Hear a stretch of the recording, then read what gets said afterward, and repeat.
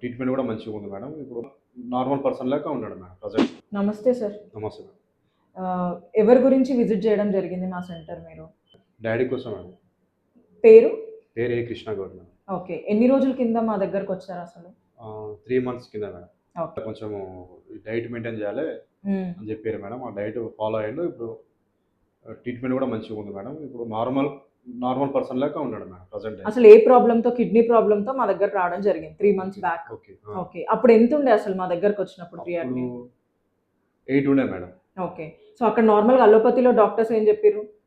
అంటే ఫస్ట్ యాక్చువల్గా డాక్టర్స్ డైరెక్ట్గా మీరు డయాలసిస్ చేయించుకోవాలి కంపల్సరీ, లేదంటే ప్రాబ్లమ్కి ఎక్కువ క్రియేట్ అవుతుంది అని చెప్తే ఇక మేము డైరెక్ట్ ఇక్కడికి వచ్చి 8 ఉన్నాం. ఓకే. సో ఇక్కడ మా ట్రీట్మెంట్స్, డైట్ ఇవన్నీ ఫాలో అయిన తర్వాత సో ప్రెసెంట్ క్రియాటినిన్ ఎంత ఉంది తనకి? ప్రెసెంట్ అయితే 4 ఉంది మేడం. 8 నుంచి 4కి వచ్చింది. సో ఓవరాల్ గా తన హెల్త్ కూడా ఎలా అనిపిస్తుంది ఇక్కడికి వచ్చినప్పటికీ, ముందు కానీ ఇప్పటికి? ఇప్పుడైతే ఫైన్ మేడం. ఫైన్. సో ముందు కన్నా కూడా చాలా బెటర్ గా ఉన్నాడు better ఫిజికల్ గా, హెల్త్ పరంగా కానీ, and also creatinine, kidney problem. అయితే ఇంకొకటి విషయం ఏంటంటే మేడం, ఇక్కడికి వచ్చినప్పుడు డాడీ అది ఇంజెక్షన్ ఉంటుంది కదా మేడం, హెమోగ్లోబిన్ ఇంజెక్షన్, బ్లడ్ కి సంబంధించి అది కూడా ఇప్పుడు 1 టైమే తీసుకుంటుంది. ఇప్పుడు ఓకే. అది కూడా 1 టైం అందులో కొంచెం ఆఫ్ తీసుకుంటుంది. ముందు ఎక్కువ సార్లు తీసుకోవాల్సి వచ్చింది. 2 టైమ్స్ అది కూడా తగ్గింది. సో హిమోగ్లోబిన్ లెవెల్స్ పెరగడం, ఓవరాల్ గా physical improvement, general body condition ఇవన్నీ ఇంప్రూవ్ అయినాయి. దాంతో పాటు క్రియాటినిన్ కూడా తగ్గింది. ఓకే.